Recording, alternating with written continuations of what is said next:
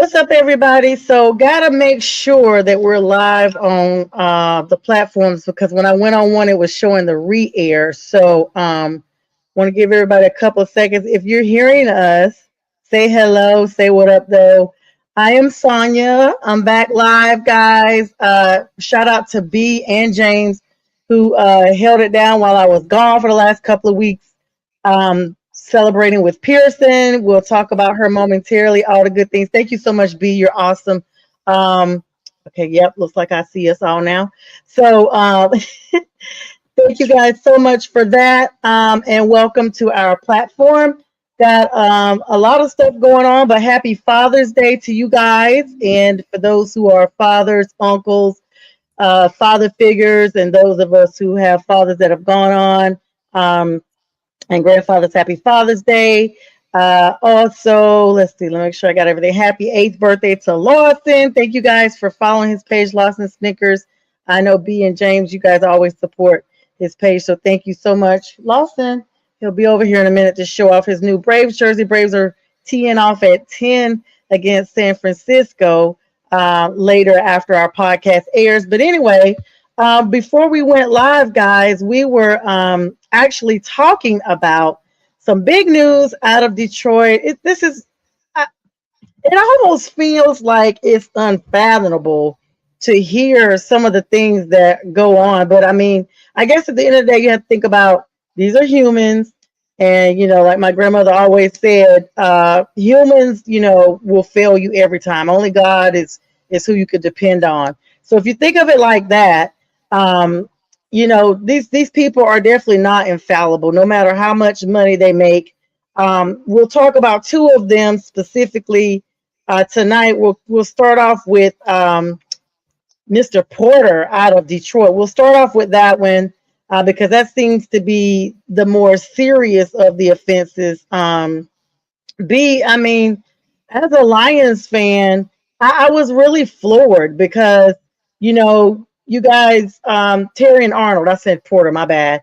Terry and Arnold's who I'm speaking about. I guess he ported himself into Florida right now, facing incredibly severe criminal charges that could carry a life sentence, y'all. Like, this is no joke. And for those people who don't know, Florida is one of these states that if you have a serious enough offense, they don't do parole down there. They just hand you straight life without parole or the death penalty. That's it. That's Florida. And a lot of people forget that Florida is still the South. It does not matter. Florida is the most southern of the United States. But he's 23 years old, guys, being held without bond in, go figure, Hillsborough County, which is the county I was just watching the Julio Fulio trial that they just handed out full life sentences to those guys like it was candy. They were all facing the death penalty. So I will probably be seeing Judge Rizzo real soon because they only have like two ladies down there that's always there. But anyway, this is Tampa Bay, guys. Tampa police actually 8 total felony charges, 4 counts of kidnapping, 4 counts of armed robbery with a firearm or deadly weapon. This happened in February of this year, you guys, where he was with a group, basically. And they burglarized the house. And they reported that more than $250,000, $250,000, $250,000 in losses to the police, $100,000 in cash, and $80,000 luxury necklace. So they definitely hit a lick, as they say. They really knew where to hit up to get that type of bag illegally. But then they said that they believe that he hired a personal driver. Basically, and I'm sorry, I'm reading because I don't know all the details, so I'm having to read this a little bit tonight. Believing that their hired personal driver and 2 other men were responsible for the actual theft, and him and his associates actually orchestrated, which is conspiracy. Shout out to my criminal law professor. I'm taking criminal law right now. Just talked about conspiracy with orchestrating and retaliation plot. And the retaliation is where it gets really crazy. 3 victims were lured to an apartment where they were jumped, pistol whipped, and held at gunpoint by Arnold's associates. Now, This is the crazy thing. Certain states, you don't have to be there when the crime goes down if you're one of the orchestrators. If you are an accessory before the fact, if you are a conspirator, just because you're not present, and Florida is one of those states, does not mean that you cannot be criminally charged as a principal in fact, not a principal second part, because you basically were the mastermind behind the scene. They said he wasn't at the apartment at the time, but investigators allege he was a primary conspirator. I didn't even get that part. See, there you go. Notes coming in handy. And he watched the entire ordeal via a live stream that his crew set up to make sure, basically, like, here you go, boss. We want you to see this is happening. Police later cleared the driver and two other victims, confirming they had absolutely nothing to do with the original burglary. Because just because you know about a burglary or you see it doesn't mean that you're a part of the act. But this is crazy. Both the League and the Lions organizations released brief statements about it, saying they're fully aware of the legal situation, but they're refraining from further comment out of respect for the ongoing legal process. You ain't got to even worry about it. He's not going to get a bond. He's not going to get a bond. So y'all don't have to speak on it at all. He's just going to fade out of existence. B, I'll let you start on this. First of all, the as they say, the unmitigated gall and the balls of somebody to go into somebody's house, and you're a freaking NFL player that are worth millions yourself, and like I don't know, like, is this drug related? Is there something going on that we're not aware of as people that just watch sports? No, it's just him being dumb. Like I said before we got on air, you play stupid games, you get stupid prizes. And this is exactly what Terrion Arnold deserves, because and I've seen this coming. Because first of all, he had a whole bunch of accomplices in this. And this was starting to turn anyway. All somebody had to do was get charged with something that was going to say, oh, no, dog, I can't be doing life in prison. Nope. If I'm going down, you going down with me. And that's what happened. Everybody turned on him. And that's exactly what he got. So I don't know what he was thinking. And then he got the wrong people. Boy, you got to be dumb. If you went and you robbed somebody that wasn't the actual people who robbed you, and then you robbed somebody that they weren't the ones, man, you didn't do any investigation. All that damn money that you could have saved, you could have found out who the real people were and then got them. I'm not saying that would have been any better, but the point of the matter is you just 3 innocent people, basically. You pistol whip. Oh, so this is how this all stemmed from, like, retribution of some sort? I was wondering how he randomly chose this house. And then his excuse is, oh, well, I was waiting for the police to do their job, and they didn't do their job, and so this is what happened. That's basically what the system is about. The whole, thing is about, because the police didn't do their job immediately. Well, they're not going to solve a crime immediately. No police department can do that. It's just, the dude just did dumb stuff, and I'm surprised the Lions haven't cut him already. I don't understand what they're saying that they're going to reserve, wait until the process is already done. He's caught up. He's screwed. So you could just forget him coming back to this team. So just cut him and let that go. Well, due process is due. I mean, he's denying it to the fullest, he and his lawyer as well. I'm not saying he's not guilty. I'm not saying he's innocent, but it looks damning when you have FaceTime and streaming. But the thing is, I agree with you both that this is stupid, because if you're going to do something like this, you definitely don't stream anything, and you don't FaceTime anything. I mean, what does he think this is? New Jack City? I mean, what is he? Some sort of gangster? I mean, wannabe? They watch too much TV on. I mean, people think you got a lot of yes men around him. Instead of somebody just saying, "Man, this is not a good idea to do this." I mean, because I found out that Airbnb, that's what it was, Sonya. He has an Airbnb, and they were robbed there at his Airbnb. That's what it was. And so all the stuff that was in the house. He was originally a victim himself. Yes, it was his money that was stolen. Yeah, it was. I mean, his goons or whatever. All their stuff was stolen out of the house. Airbnb, basically. It was in his Airbnb. Which doesn't make sense to me. If you have an Airbnb, I heard another player online, Emmanuel Acho. that he had an Airbnb. I'm saying, why would you put that? But they have insurance on it. You can claim that. I mean, say as long as you can prove receipts and everything else, you can get money back from. That's what's stupid about this. You And know what? so, I'm sorry, James. I just want to make this point real quick because I'm gonna forget it. This is the second, maybe third crime that centers around an Airbnb in Tampa. Airbnb is probably going to at some point get involved and stop allowing Airbnb to be done in Tampa, because that's how the whole Julio Fulio trial started. Julio Fulio was streaming from Airbnb and he went live, and the would-be killers were they screen recorded, and just like y'all said, they give their case to the prosecutor. They screen recorded everything they did and had it on their phones that goes to your iCloud, and then toss the phone somewhere.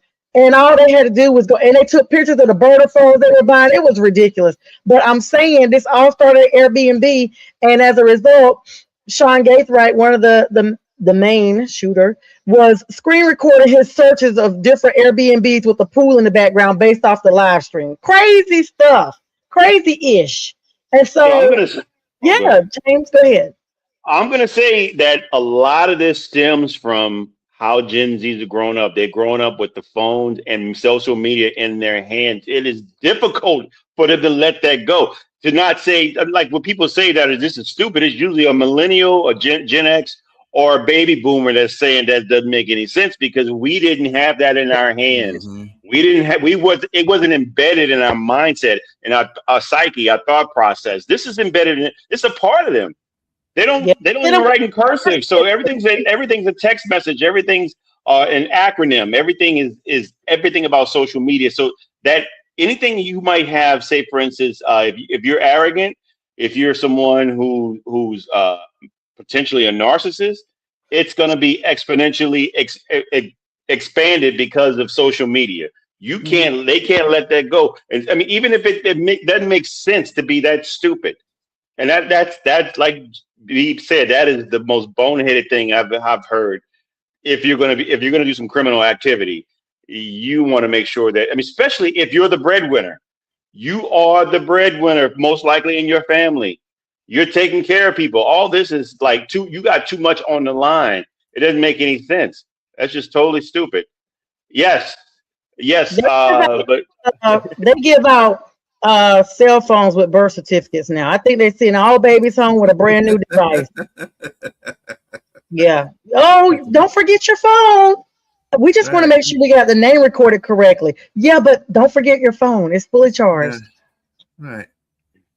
And then not only are they giving the phone, they're signing the birth certificate and they're signing a T-Mobile service as well. Oh, so yeah. Go right along with it. Even better. Lifelong contract. $50 for life. I mean, but y'all, I don't know, because he's new to the league. He's new to the league. It just cannot be 1,000% generational, y'all. This has got to go down to, because technically these are our kids. These are the kids we raised. You know, we're parents of 23-year-olds. You know, so this is our fault. This is us three. These are our kids. Hey, I have none. You and I have none. Well, you mean speaking general? In general, yeah. I would have to say that is not everybody. Not everybody. True. No, I think you got to remember something. Throughout time, doesn't make a difference what generation you are. Your kids, you can teach your kids everything. The way people forget, kids are individuals. Those turn into individuals. They're going to have individual thought processes. Whether they hear stuff from you or not, they're going to do what they're going to do. Just like me and James always said when we were younger, we would do dumb stuff. Fortunately, we didn't have clamor then, or we would do that stuff. But I'm just saying, we did that. We knew we were brought up right by our parents, but that doesn't mean that we weren't individuals. We could do stuff on our own. So I'm not buying that either. I have to agree with both of you here. But on one hand, Sonia, you're right in regards to this being like a generational thing. I mean, let's go B first. B, you're right. Almost every generation has had some situations where we've done dumb things, and thank goodness we didn't have social media in our time, because it would be more exposed. But Yeah. on the other hand, they do have the social media now, and it's part of their generation, it's part of their upbringing. And unfortunately, this particular generation has been deemed, pardon that noise, sorry, y'all. This generation has been deemed the dumbest generation that's out of all the ones that we've talked about because it's going backwards. I mean, they're more dependent on these tablets. They're more dependent. They don't write in cursive. There's a lot of things that showing studies that are actually showing that it's just messed them up. What does it say? Imagine social media. So they're turning What's up, crack. Barbershop Talk? How y'all doing? And what's up, Marcus, my brother? And Woo! I mean, I totally agree. So let me clarify. There'd be a lot of cracky tales going on for sure. Yeah, it's so riled up because like when we grew up, we're like, okay, we're a product of the prior generation. It's just normal chronological genealogical order. So whereas I know I had good upbringing because my grandparents made sure of that, and my dad and my uncles, and I was not raised in a two-parent household, and I still did a lot of stuff, got caught for a lot of stuff even without social media. But guess what, even with it, didn't take, I wasn't a kid that did every single thing. It was like one or two things, and that was enough for me to come on back to the foundation. Because if you have the foundation, no matter how far you stray, if you have the proper foundation, you are going to return. Just like the prodigal son, you're going to return every time. It's just like a house built on a foundation. When a house burns down, they don't dig up the foundation. The insurance company comes in and they level it out and use that same foundation because the foundation is never destroyed. And it's the same thing with what I'm saying now. This is our generation. And even though I don't personally have kids, I've helped raise my nieces. I've helped raise my nephew, especially the nieces. And I've been hands on. Everybody that knows me knows I've been hands on in every single way. Distance did not deter me. So that is one reason why I am immensely grateful that my niece has kept herself level headed because there's a lot going on out here in this world. And even if she wasn't my niece, any young person out there that I see has their head on straight, that is getting their grades, that is not trying to be into boys or girls or whichever way, or trying to, everything is on live, everything is articulated. We live in a generation that everything is documented. I tell people there's no secrets anymore. I really feel, and forgive me, people, if you're sensitive about what I'm about to say, if people could stick something up their butt and film it, they would film their insides. I feel like they'd film everything. It's too much. Every time I log on to Instagram now, I'm seeing where somebody is unalive, live on TV. Back when we were growing up, they had a show called Faces of Death. You had to show your ID to check that out. That was on VHS only, and that was not just out to the public. I saw a video this morning, and people sometimes, I guess, just don't mean to put stuff, but they do. A bride going to get married in Brazil on a helicopter, and they were filming her inside the helicopter. Why? Why publicize that captured film where that helicopter crashed 1 mile before it got to her guest? Why show that? Why show that? It is ridiculous because we've become desensitized, and I know we kind of strayed a little bit from the part, but just this live streaming thing, it's almost like bragging rights. It comes from this drill rap music that starts out. They unallow somebody and they go rap about it. And they give you the verbatim thing that they've done. And this is what Arnold is doing. If you sat up here and you've wanted a recording proof of it, well, guess what? Now that proof is in the hands of the prosecutors. And even though we want to stay innocent until proven guilty, if you see a person there, it's not about proving guilty as far as whether or not they did it. That's the thing that people don't always understand. I didn't understand it until I started studying different things. It's not about when you see a person and you say, oh, they're not guilty. No, they were found not guilty. There is a difference. It does not mean they did not do whatever they were accused of. It was that the prosecutor did not prove beyond a reasonable doubt every single element of that crime. And a prosecutor has a high burden, and they usually have about 5 or 6 things they have to prove.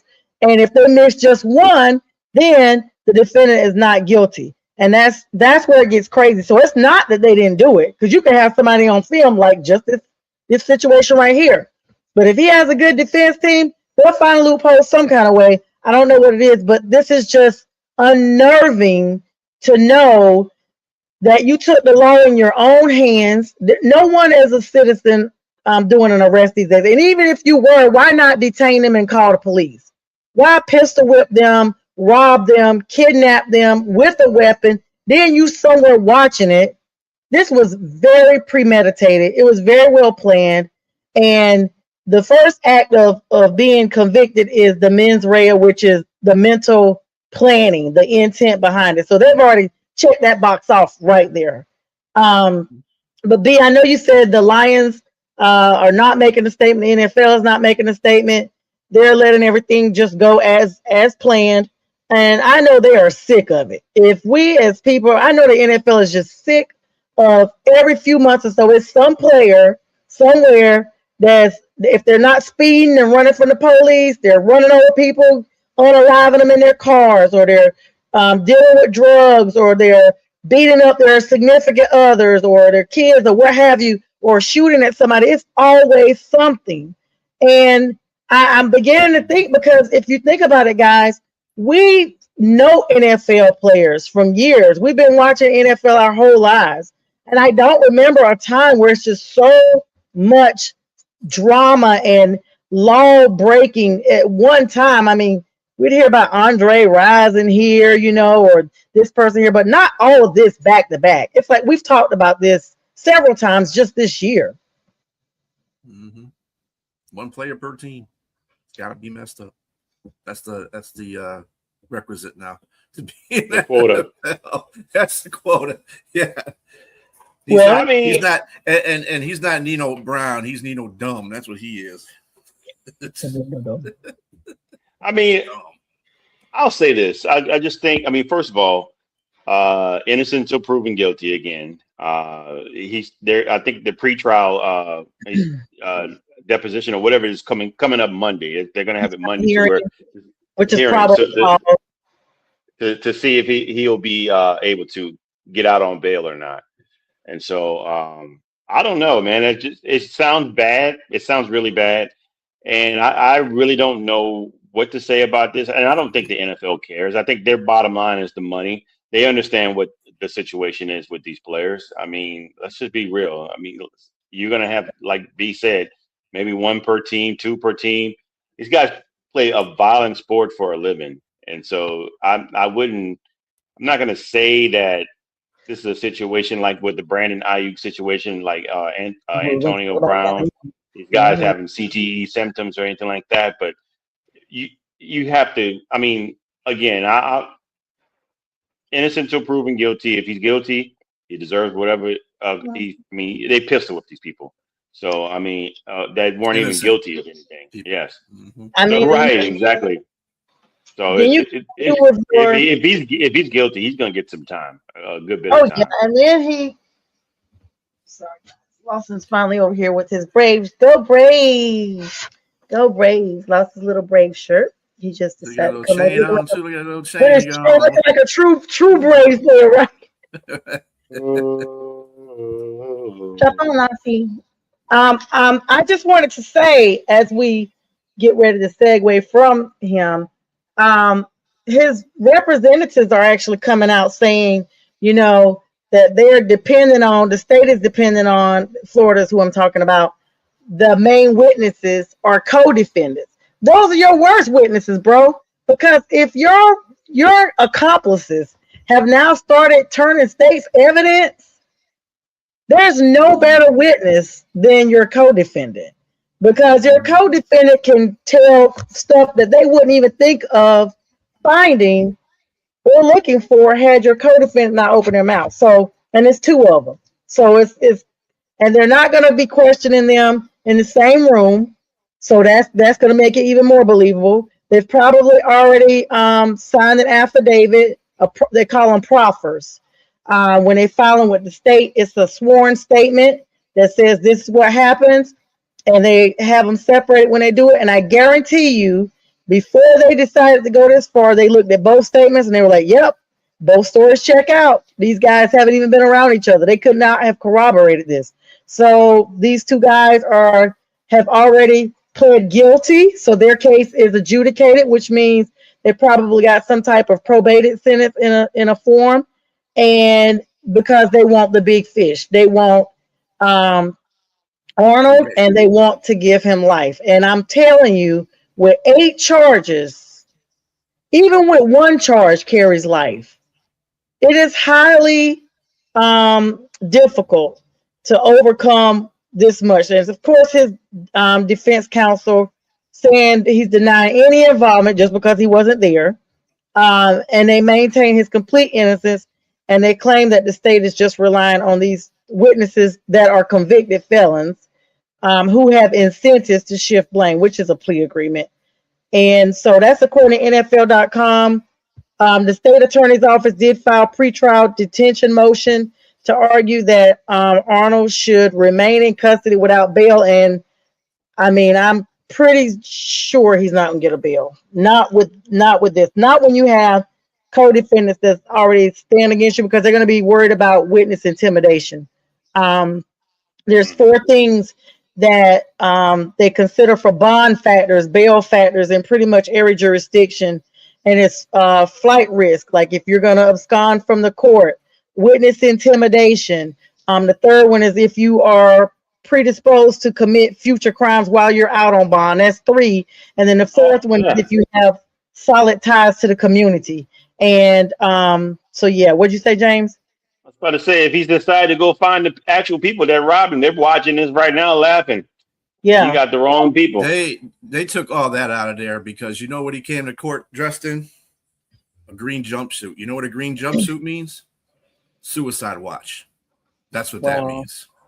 So he ain't going nowhere. And that's another reason they not only took away the bond, they obviously said something to the fact that made them put him in his own cell without, Oh, he's separated. Yeah. Separated, yeah. Because their colors are red. They wear red in Hillsborough County. So if he's got on a different color, he's definitely in isolation. Mm-hmm. That's he had a crazy. green one on. Everybody else had the red on or the bright orange or whatever the hell color that is. But yeah, so okay, yeah, turtle suit. You got it right. There you go, turtle suit. Yeah, so while we're speaking about legal drama, before we go to the break, man, this 28 minutes went by fast. I can't believe it. Jeez, we spent a lot of time on Mr. Arnold here. Brandon Ayuk, I literally don't know. James kind of led to this, and I was going to bring him up next. He was on live today basically saying, he's fired his agent back in November. He doesn't have an agent. He's been all over the place, all over social media. San Francisco 49ers wide receiver, serious off-field trouble. Basically, he has a arrest warrant issued by Santa Clara County District Attorney's Office over a misdemeanor charge of the speeding that we talked about. But he's been on social media basically saying, he ain't going to no court. Basically, insulting a district attorney out there, that type of thing. And he even recorded himself speeding, going over 100, and uploaded it to his social media as well, and tagged the district attorney's office, like basically in your face. So he says he is avoiding returning to California because he thinks the warrant is still open, and he remains on reserve left squad list, stalling out potential trades negotiations when he's actively said he wants to go to the Commanders. So he's basically put up a video today or yesterday telling the 49ers go ahead and cut him so the Commanders can pick him up. But dude, you are like wanted. Even though it's a misdemeanor, now you're like snub in your face. It's just unreal. It's unreal, guys. You Bobby. He's silly. I don't know, man. It's Brandon Ayuk is. I think he needs that green jumpsuit, to tell you the truth, but for mental reasons, not for suicide watch. And you're gonna say, "Oh, the Commanders are gonna say, no, they're not. You done messed all that up, buddy. You messed that all up. You can think that, I'm hope you can think that, but you're not going to get hired by them either because you just done messed all that up. And then all this stuff about you drive one on every team. You know what I'm saying, James? One on every team. We just had one on Atlanta. He got cleared though, fortunately, because he's doing some programs. But other than that, it's like I'm just waiting for the next team. Man, look, Brandon Ayuk is he's not a special case, but I mean, maybe he is a special case. I mean, I don't know, in more ways than one. I just I don't understand it. I mean, this we talked about this guy last year, giving up $27 million, and I knew something was off. I said something's not right. There's Yep. no way anybody coming from nothing to something, and you get a 4-year, $120 million contract. You just got to show up to the meetings to show that you're there, and you make your 27 million, and you can't do that. Something's off. Something's not Mhm. right. And the driving by the stadium 100 and plus 35 miles an hour, and the weird videos and saying you got the 49ers money, and you only got 50 million or whatever. I mean, that's a lot of money, but I'm just saying you dropping the rest of it. Obviously he's mad about the 27 million, and just stupidity, just saying you're going to go to the 40, I mean, to the Commanders if they let you go. I mean, this is a billionaires club. These guys are in cahoots to make sure that the billions stay within the NFL. It's you against them, homie. And I'm gonna tell you right now, you're not gonna win. You're not gonna win at all. The way you're playing yourself, he might have just played himself out of the league. He might. I mean, speaking of somebody else, might have played himself, never even got to the league. Brendan Sorsby, that's a whole another situation, and that's a Yes. segue. But this guy, I mean, I don't know, man. And it's unfortunately it's a waste of talent. Brandon Ayuk is a very talented wide receiver. He is a reason they paid him a lot of money. Even though he wanted more money than that, but he got 4 years, 120 million, that's 30 million a year.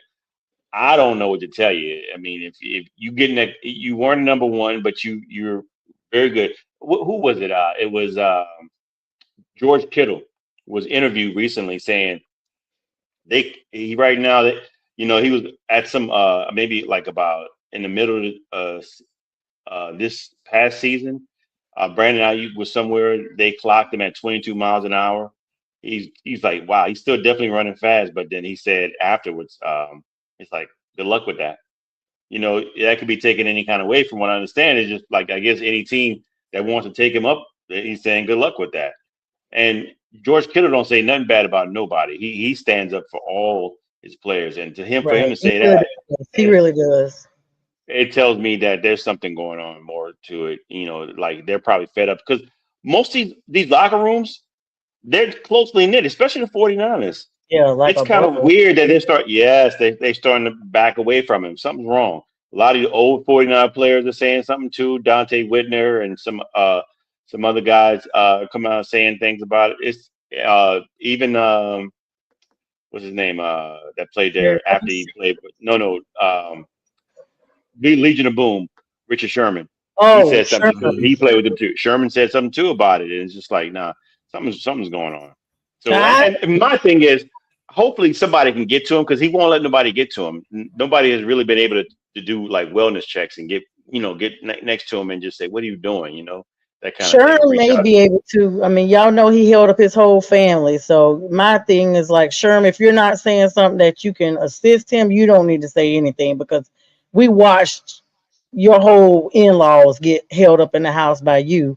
And you were able to bounce back. Clearly, thank God.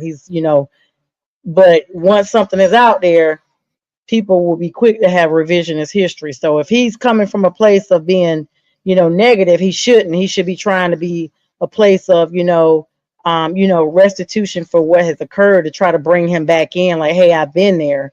But I don't know. I'll have to look at that. That's really wild. And then you talk about Sorsby. I mean, this dude is banned from the NCAA, like, period. He's banned from everywhere right now, even the Yeah. CFL. B, you mentioned that a while back. CFL came out and said he is not coming up here either.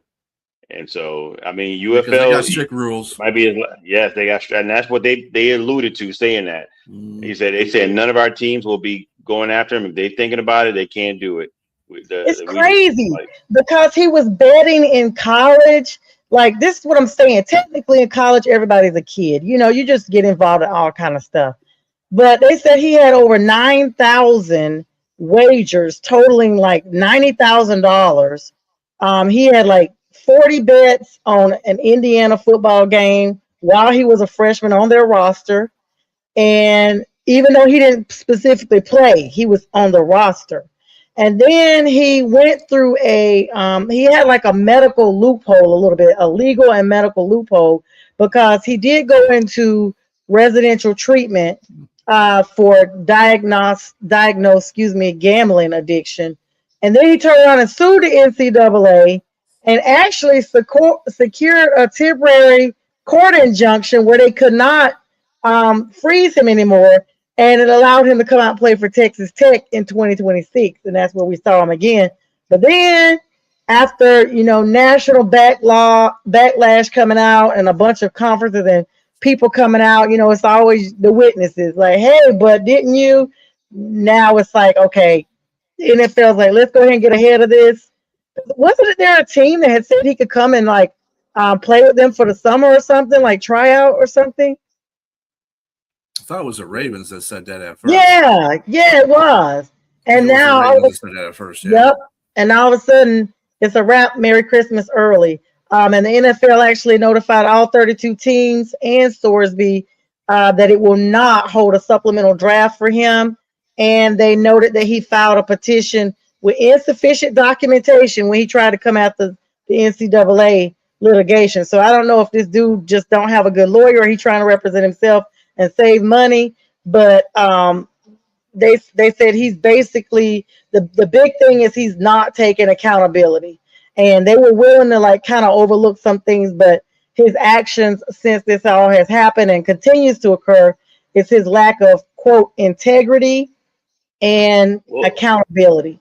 But he's going to the 2027 NFL draft to try entering the league then, but he's banned for this year.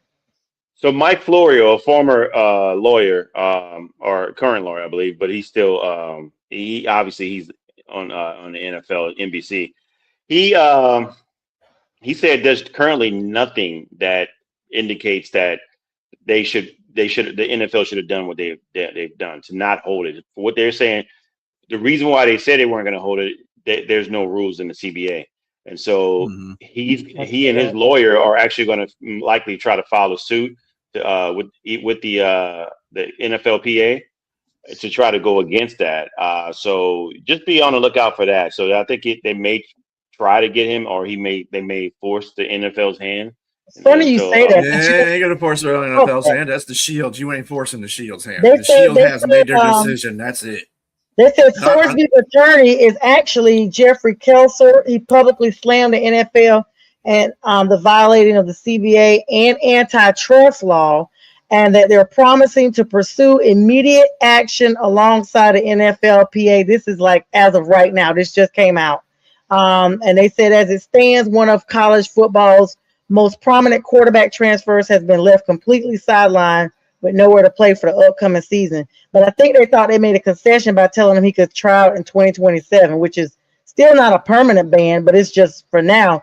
But his lawyer's like, that's not a concession enough, and we want him in here this summer. So they'll probably file that maybe tonight because, it's always work going on. I'm going to tell you something about the NFL and how much of a tight-knit community they are. Okay, so say they win this injunction and he's able to play on a team. Nobody's going to get him. You don't want to know why? Nobody's going to draft him because he's going to be blackballed for a year.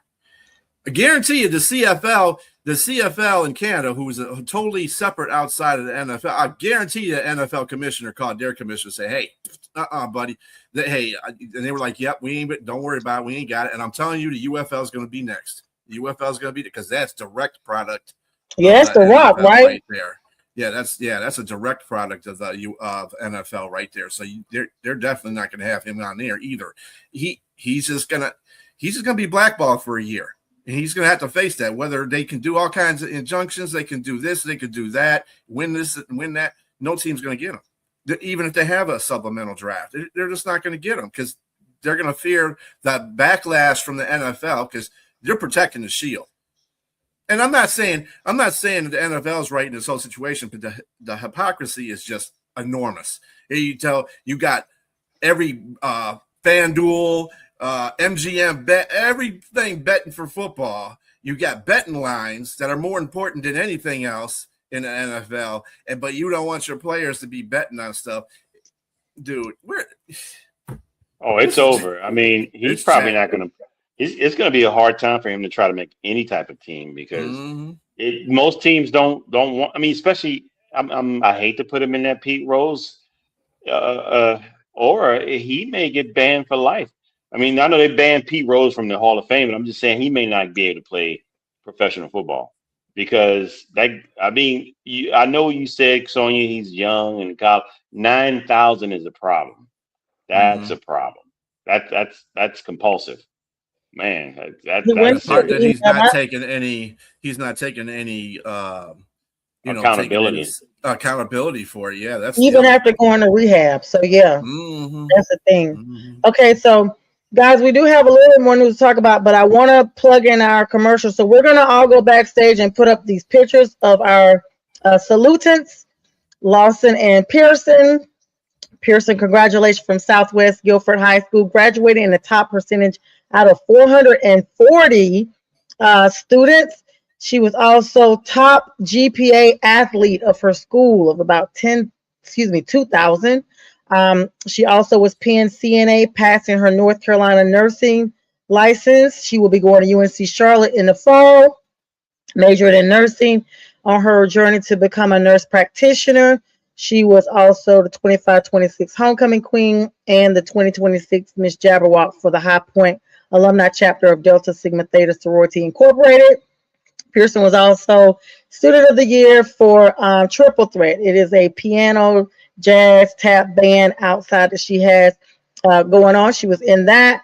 Thank you so much, Barbershop. And Pearson also worked at Tropical Smoothies. She worked at least 20 hours a week. 4.46 GPA.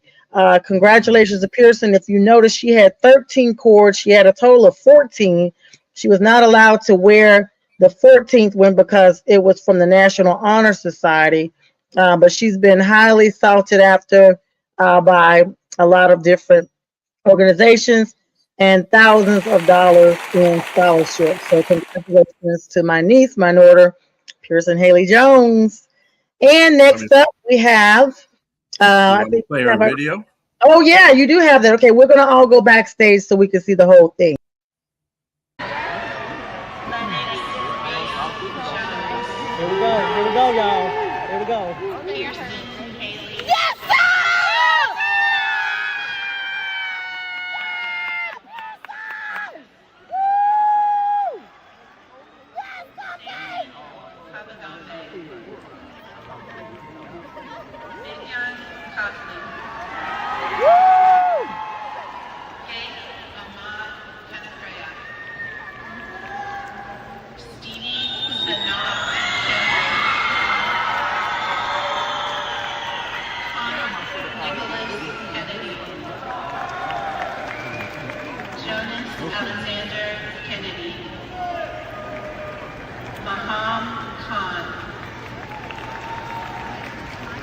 Baby girl did it.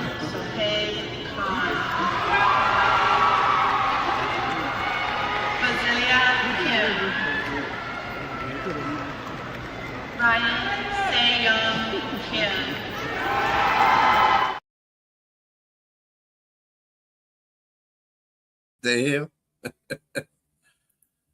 hell? She put us backstage. Is what happened. You gotta do that. No, we gotta put Lawson's pictures up. I know that. We got that. We can do that too. We're still, so if we're still on stage, we're still visible. And I'm trying to get the whole. Well, let me say this first, though. This is how you graduate with your class. You walk across the stage, ladies and gentlemen. You receive your diploma. You look and wave at whoever it may be. Walk off the stage, sit down. No twerking, no splitting, no done dumb stuff. Bull S. He just did Yes, that's fine. That's perfect. That's just what you do. yes. That's classy. Come on, man. That's just what you do. Congratulations, Pearson. You Thank you deserve the guys best, for ma'am. supporting her. Thank And y'all on top so of much. that girl was wearing them. She was wearing them ropes like she was in the military, wearing a whole bunch of medals, man. I didn't see nobody else but her with all that gold on. She literally had the most ropes out of her entire class. She said, "Yeah, you're ridiculous." She said that the teachers came over and was like, her chair should have really been by the stage because her name was called in every single category. Mm-hmm. And she made school history because she was the first to be literally decorated in every single category, all across the board. She was also played basketball. She was co-captain, track, band. When I say everything that a female could participate in at that school, she participated in and did it well. Kudos to her mom and dad, JT and Anissa Jones. Shout out to both. Yeah, they are actually wrapping up their family vacation right now. I can say it because they're almost home. I'm so excited that they took their first family cruise together. They sent me a picture yesterday from the DR, looking happy and everything. So, well deserved, and I couldn't be prouder. I have all my nieces are wonderful, but Pearson is the one that I've been the most hands on in because she's my baby basically. She's 18, and so now I told my sister Kelly. She has my youngest niece that I'm about to just go vulture style on her now since, Kamari is going to be 8. Right. Yep. There you go. All right, so we'll pop up Lawson's birthday pictures real quick. Happy birthday to Lawson. Big 8, big 8. That dude is tuckered out. Yeah, man. There he is with his 8 cupcake. Uh-huh. And this is him before anything. Those balloons were no joke to blow up. Oh, I forgot Pearson's other picture. We had that one up there already. But Is that the one? There was another one. Okay, I guess. that all was right, it. I think Yeah, this one once you gave me. All right, we'll take us to commercial B. We'll be back, guys, in about 51 seconds. All right.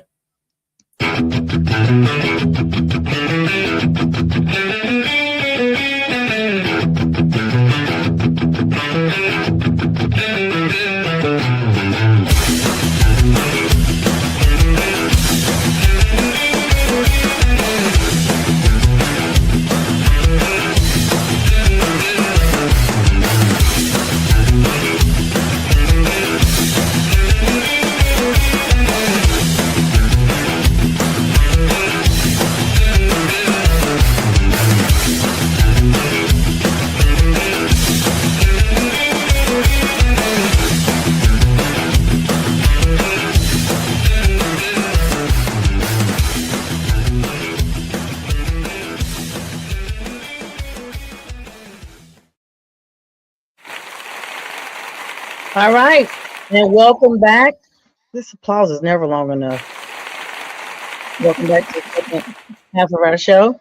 Y'all, I had to hurry and run and get my cord real quick. That thing, literally, my laptop almost died. I was in a meeting earlier. All right, real quick, we're going to talk about this NHL draft frenzy. Then we're going to go over to the big news that I know everybody's been waiting for us to talk about. 2026 NHL entry draft. By the way, haven't been on a platform with you guys since my Canes won, but shout out to my Canes. And shout out real quick to the Duke Blue Devils. They're the first team in NCAA history to win a divisional title in all categories: women's sports, men's sports, and now the football, the basketball, and the baseball as well. So congratulations to Duke Blue Devils. I don't always get involved in anything other than their basketball, but we are doing it big. So congratulations to them. They made NCAA history today. But now back real quick, the NHL draft frenzy. Pavel Dorofei is going to the Rangers, guys. New York Rangers actually acquired him from Vegas Golden Knights, the losers, the ones that just lost the Stanley Cup to my Canes, guys. They're getting rid of people already. They're not happy that they're took that L. So They are shopping people out left and right. So they shopped him on out today, and excuse me, shopped him on out today. My voice is jacked up, and he's going now over to them. And then after that, you have none other. Can you guys still hear me? Mm-hmm. Okay. Anyway, he got picked up for a 26 pick, third round pick, and a conditional 2028 first rounder. The Rangers are actually locking him in with a massive 7-year extension. Kudos to him. And Brady Tkachuk, the aftermath and Ottawa moves following the blockbuster trade of Captain Brady Tkachuk to the Florida Panthers, which was a shock this week. The Ottawa Senators have stayed highly active, acquiring forward Andre Burakovsky from Chicago. Y'all know them, the Blackhawks. And goaltender Samuel Ersson from Toronto. Now, additionally, J.J. Peterka is going to Boston. The Bruins actually acquired the winger J.J. Peterka from the Utah Mammoth in exchange for, you guessed it, 2 first-round picks for 2026 and 2028. B, you got anything extra on the NHL before we move over to the big NBA news? No, other than that, the Tkachuk brothers are back together again in Florida. That ought to be interesting since Florida didn't do very well this season. Toronto's making some moves. I think Toronto, this is going to be Gavin McKenna is one of the best players. Well, obviously he was the best player in the draft. They grabbed him number 1. So we'll see how he fits into the lineups here for Toronto to get them back in the – because, Toronto hasn't won a Stanley Cup since 67. So that's a long time. It's a long time. So they got to get their stuff together. So, yeah. So, okay. Well, and MLB news, the only team I care about, the Braves, are playing at 10 o'clock. I told you guys that earlier. Y'all got any MLB news y'all want to add in before we get to the big news? I don't really have any. And as you hear, my voice is trying to go out on me. So, no, not really any big news going on. World Cup, I mean, USA lost to Turkey yesterday, 3-2. Yes, in LA, in the FIFA. Atlanta is holding games tomorrow. I am not happy that I have to drive downtown for a meeting. I'm grateful to be a part of that, but I'm like, y'all could have made this meeting virtual. They had one today, they made it virtual. Knowing that these people are going to be all over the city tomorrow is insane, but that is going to kick off tomorrow night, actually at 7 o'clock. So hopefully, if you were going, I was going to say you're a baller because the tickets are for the cheapest seats, I believe, are $5,000. Let me tell you something though, James. This was crazy. I don't know how they did it, but I have 2 classmates that went live inside of a game. So you mean to tell me that they were both in the nosebleed? But you mean to tell me they paid 5 stacks? Not initially. The game before, my doctor that I work for went to one, and he told me they had really good seats, and they paid like he and only his son. They paid $3,000 total. So and yeah, and so doctor balling like that. But he was even complaining about the next game that was going to be in Atlanta. I think it was something like semis or something like that. Yeah, because now this is like the semi down to the last round, like Team K or something like that. I was reading up on it yesterday. And he said the cheapest, the nosebleeds were $5,000 a piece. Well, right now the United States' next game is against Bosnia. But see, they're playing theirs in LA. The United States are playing all theirs on the West Coast. This was like kicking butt. Bosnia's kicking butt. Yeah. The United States is 2-1, by the way. Canada is 1-1. I'm just saying this because of the North American teams that are hosting all these games. Mexico 3-0. Good job, Mexico. Good way to represent. And France is now 3-0. One of the go-getters for winning the World Cup. So they're up there. I think Spain is playing today. I'm not sure if they are. And Spain is winning right now, and they're winning 1-0 over Uruguay. That's 90+2. Don't get me to explain the times on these soccer games because I don't know how they work them. But Spain is winning 1-0, so they are going to get back into the win count and get. They can be 2-1 too because they're on top right now. Cabo Verde is playing Saudi Arabia. tied right now 0-0. And let's not forget about Messi. Messi is the GOAT. He's a GOAT of the World Cup too. He scored every one of Argentina's goals, 5. Yeah, he is. And he's the first player ever, I think, to score in every World Cup that he's played in. I saw that. I saw that. He scored the most goals ever in World Cup. Yeah, he's shout out to whoever his conditioner is, conditioning coach, because he definitely is, you know, he might have a career. You know, there was a was it the Panthers that signed a kicker that used to play for one of these soccer teams as a kicker, and I was like, yeah, that makes a lot of sense. Excuse me, I think that is our actual kicker. If not this season, a lot of teams when they get kickers, they usually get kickers that are either rugby kickers played in Australia or soccer kickers now, because those guys can, you know, kick the ball. Kicking the ball high and over a crossbar is just something they have to adjust to. But soccer players got strong legs, and they can kick it. Rugby players do too. So let me agree with Yenzer here. Look, I'd sooner watch bread mold before I watch soccer. I just and that's probably never going to happen because bread doesn't mold anymore. I don't know. I just not into it. It's hard. Let me ask you about that, James. I know this is not.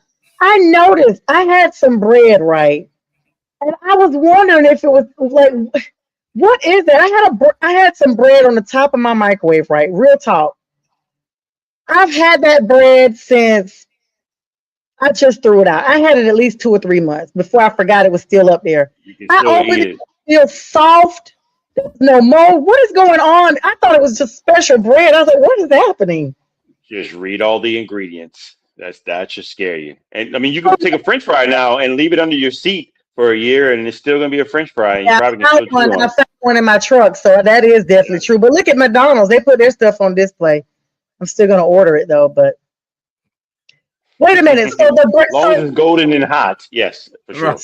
So you're saying bread literally scientifically does not? It was Aldi's low calorie wheat. It's the no. Most breads now do not mold anymore. It's just some of the ingredients that prevent it, for the preservatives that are in it. All these has got a lot of breads that are like that. Yeah, you go buy that Wonder Bread, that day-old bread from the bread store.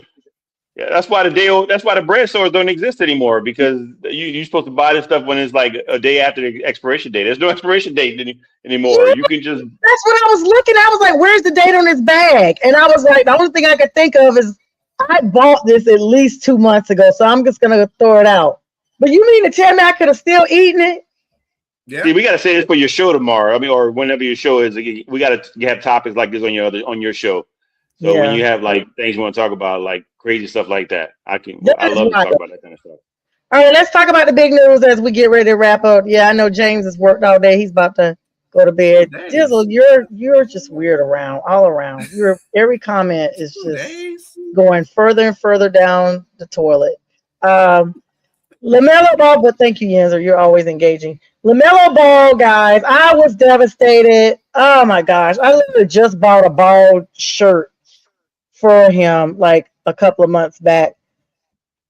When the Hornets, you saying that trade is balls? They traded his balls. We are devastated in Charlotte. But I saw somewhere that he got a D+ ranking his last season with the Hornets, and that their new trade, who they're getting with the Cody dude, is an A- or a B+. But this was a stunning blockbuster, kind of like when LeBron and AD got split up. That type of shock. I remember don't be quiet, Dizzle. I remember being in Hawaii and I thought it was like spoof TV, because I was like, these Hawaiians got this information wrong. But it was real. The AD and LeBron was going their separate. Was it AD and LeBron? AD and Unibrow? Him? Yeah. So I was shocked when they traded him. But anyway, this transaction is a massive part of a multi-team trade restructuring involving the Julius Randle to Brooklyn domino, and will be officially finalized on July 6th. with LaMelo Ball and Josh Green. I had to tell you guys they're going to the T-Wolves. The Hornets are receiving Nas Reed, a 2033 unprotected first-round pick, which means basically if they don't like the pick, they get to pick somebody else in that same round. First-round pick swaps from 2028, 2029, 2030, and 3 second-round picks from 2029, 2032, and 2033. They got a lot. So if y'all That's a think good that's a deal. lot, It's a good deal for both teams, I think, that's because the picks are later for the Timberwolves. So in the short term, they can win in this situation. I think LaMelo Ball, as long as he stays healthy, he'll be. They're going to have one of the best backcourts that that's in the league right now. And a lot of people are thinking like, okay, well they're both high volume shooters. I think you let Melo be who he is, and Anthony Edwards, Ant-Man, is a shooting guard.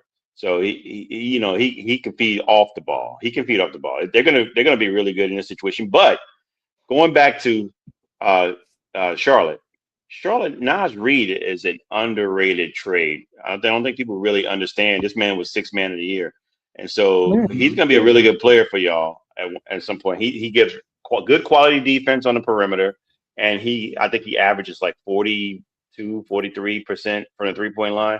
So he is definitely definitely more off ball now. and barbershop. Don't free him They're up. putting all their eggs with Con Knuckle. That's rebuilding. For sure. And That's Kobe. good. And Kobe as well. Yeah. And Kobe. So it's gonna I think it's gonna be good for you guys, because I like as much as I like LaMelo Ball, LaMelo. I think he's a ball hog. And so I think it'll be better, and I think this is a good trade for both teams. It'll work out for both teams. And then on top of that, there's the rumor, of course, that that the Charlotte is making some cap room because they could go after Jaylen Brown. So I sent you that screenshot, and I said you heard it here first. I sent that in our group chat a couple of days ago, and nobody responded. Y'all probably was asleep. I said you heard it here first. $40 million has been freed up in cap space, and they said that's just enough to be able to afford Anthony Brown. So yeah, go back and look at the text. Or Jaylen Brown, yes, and they also have. Unfortunately, they also have more. You even put it on there, so yeah. They also have more ammunition too, though. Those draft capital that they just accumulated, they can help. They can give that to Boston as well. So that it works out. You're right. They might be one of the front runners, because he's definitely going to be gone by the end of this summer for sure. Well, I misspoke a little bit, but I didn't, because Charlotte's my team. I really should have given the analogy of the AD trade to this next conversation. Wembanyama, you guys. That was I'm still in shock that actually happened. Yeah, they did give him a new contract. It's like $70 million or something, something like that. I saw today. They went all in on him. Yeah, they have enough assets. Yeah, the Wemby guys is the big news. Forced to carry major physical burdens, playing up to 44 minutes in crucial games. They're getting a lot of draft over there with Wemby. Guys, I'm misspeaking. I'm talking about Antetokounmpo. My bad, guys.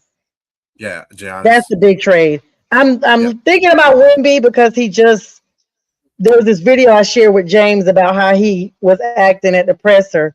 But I'm talking about Antetokounmpo. That is the one that I was not expecting Giannis to be the big trade.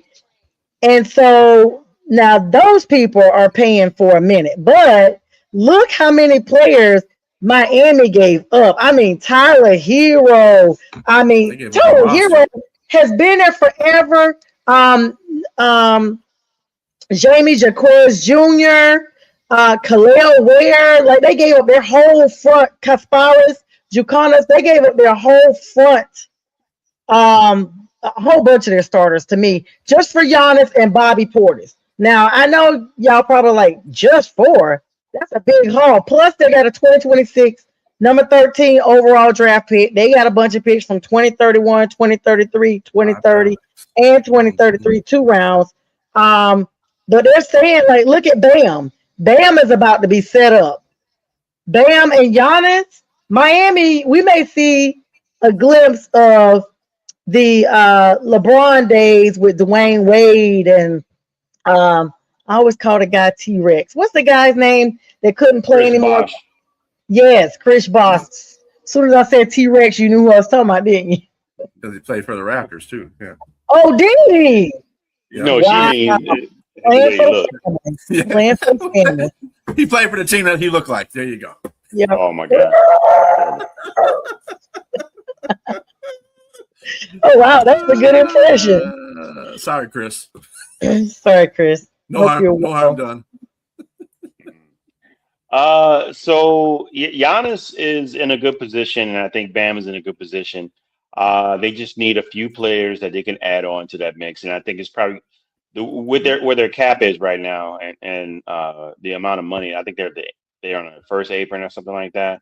They're going to need minimal players, and I think a lot of the players that they let go and sent to Milwaukee, they can be replaced. Those are all Yeah, replaceable he players. thinks he's gonna be fired though. I mean, I agree. And they are considered to be a team also that maybe might trade Bam for Jalen Brown as well.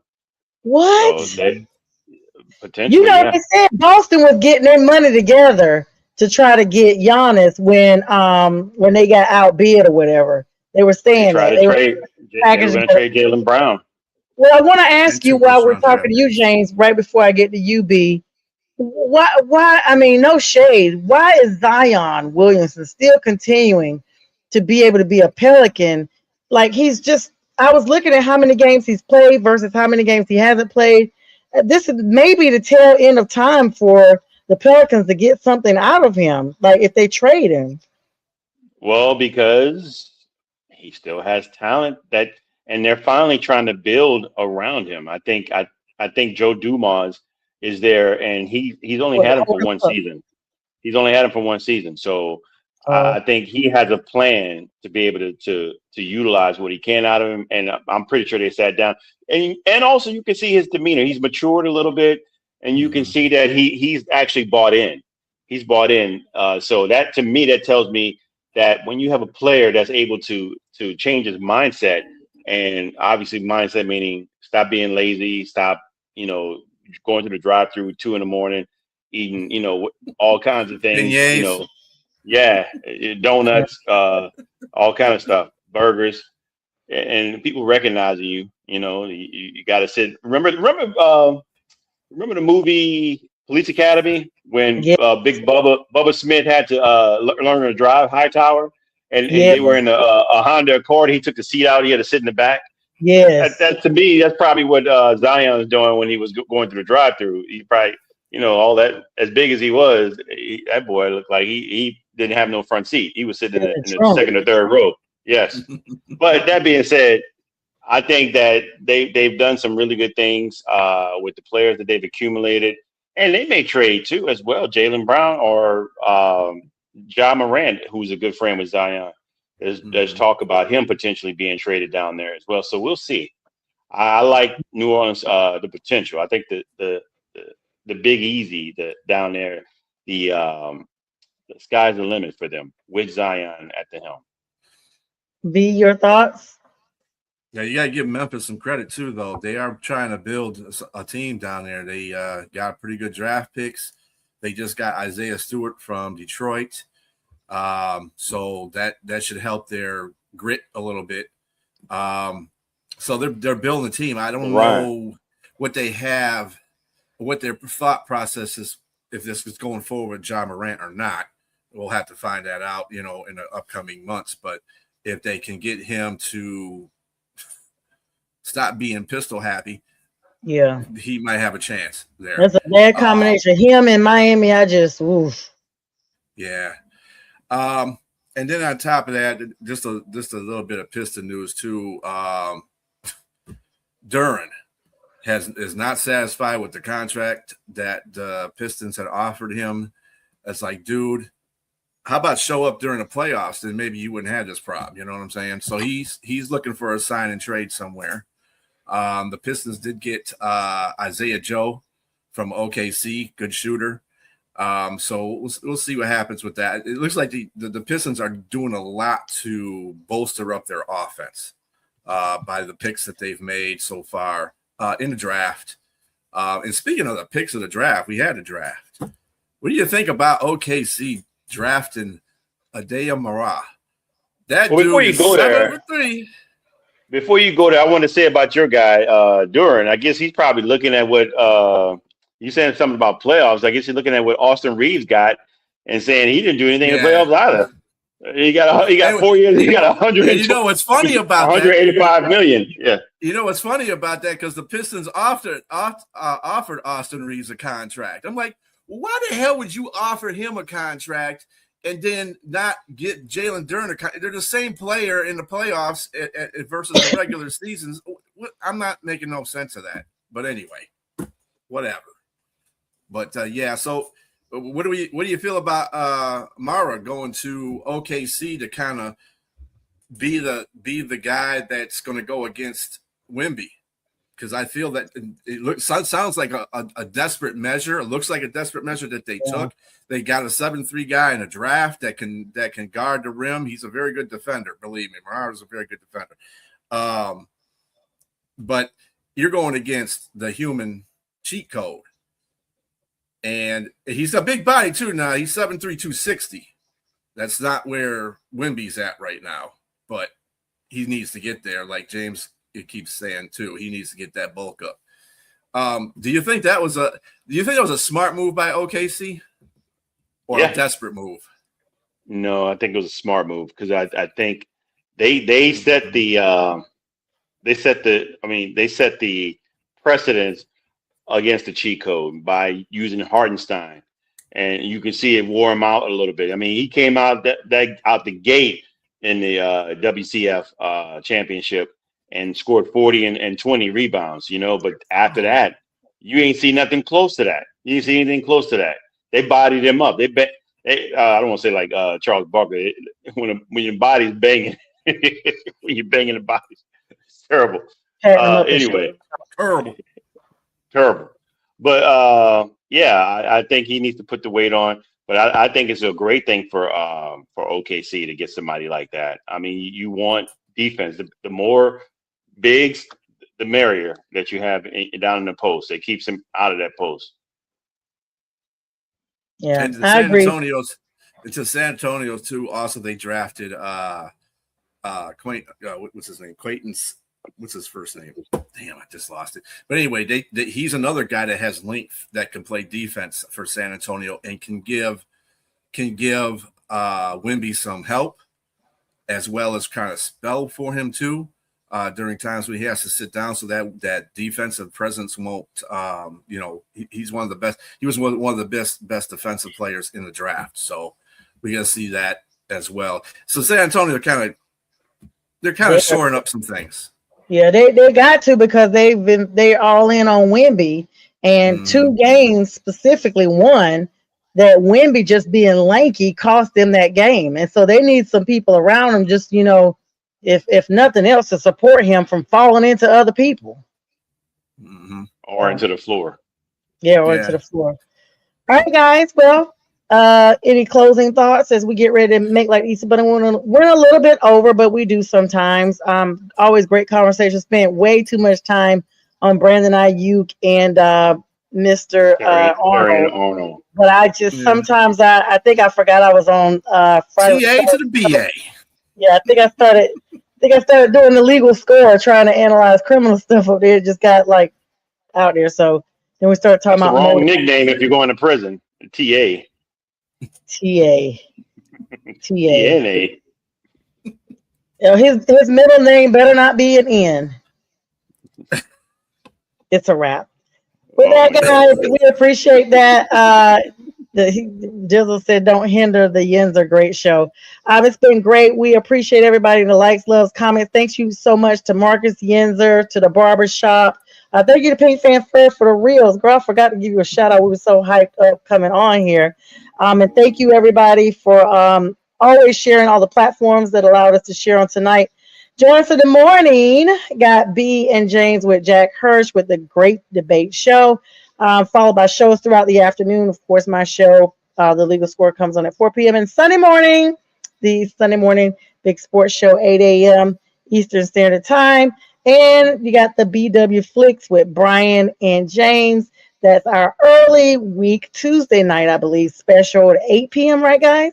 Eastern Standard Time. Right. Always a great movie review. I love watching them. And welcome to all our other podcasters. We have shows here without the cost of cable, McGrath Podcast Network. With that, we wish everyone a grand final week of June 2026. This is the last weekend of this month, 6/26/26. You guys have a good night. Peace. Before you do it, sorry. Before you do it, Independence Day. That's for our movies reviews is both the Independence Day movies. Sorry, I had to get that out there. Oh, no, that's right on time because next week is Independence Day. And so, well, it's the week after because Thursday's the 2nd. So it's going to go right into, but all right, Independence Day is the movie. You got Independence 1 and 2 or just 1? 1 and 2. Let me tell y'all real quick. I watched 1 in the theater and I remember being like, this movie has gone on for 2 hours and nothing has happened. This is Johnsville. And then once it started, it started. So, all right, you said I'd be there. I saw the movie there too. Yeah, oh wow, yeah, that'd be great. You should join in the show so we can talk about it then. I'll be in class, but I'll always try to make sure I'm there. But yeah, guys. So all right, enjoy this 6/26/26 finale weekend, and we'll see you guys tomorrow morning. Have a good night. Peace.